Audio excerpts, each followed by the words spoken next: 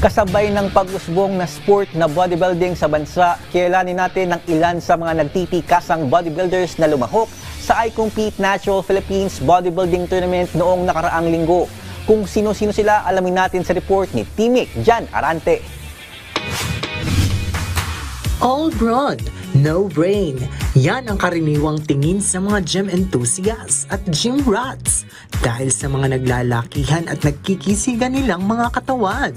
Pero pinatunayan ng ilan sa mga kalahok ng nakaraang I Compete Natural Philippines na hindi lamang pangangatawan ang pinalalakas nila kundi pati na rin ang dunong bilang bodybuilders. Ilan sa mga matipunong kalahok na nasabing patimpalak ay ang coach/bodybuilder na si Aster Aguazon Munar, kung saan ginamit niyang motibasyon ang kanyang dating sarili para lalong palakasin ang katawan at palawigin ang kaalaman sa fitness and overall well-being. Everyone's laughing at me. What I did was I put on my headset and just continue working out. Then time passes, mga ilang months, years. Kasi yun, na gumanda na yung katawan ko, yung mga nambubuli sa akin, hindi na bully yung ginagawa. Parang they're asking me what I did. One of the perks from bodybuilding or fitness. So, gaganda pakiramdam mo, healthy ka, new mindset, new friends, a lot of things that can open in bodybuilding. Para naman kay Boy Armand Arpon, age is just a number. Dahil sa edad niyang 51 years old, patuloy pa rin siya sa pagpapaganda ng hubog. Hindi lamang ng kanyang katawan, pati na rin ang kanyang karunungan dahil anya, maraming aspetong pwedeng matutunan sa lumalaking bodybuilding community sa bansa.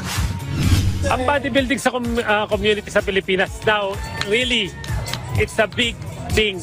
Kasi dati parang tago lang yan eh. Malaki lang katawan niya, mahina utak.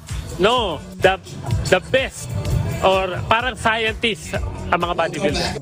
Andiyan yan, basic, training, lahat. Isipin mo, pati pagkain mo, kakalkulahin mo. Huwag nilang i-underestimate ang lahat na nagsi-fitness.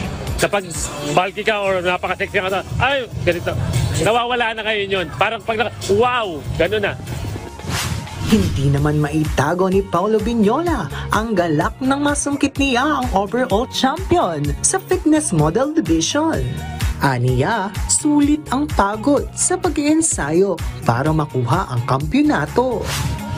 Grabe, mapipil mo na lahat ng sacrifices mo, lahat ng dedication, lahat ng talagang binigay mo sa preparation, tapos bilang sama-sama din mo siya ibibigay dun sa show na yun, tapos bilang ma-awardan ka pa.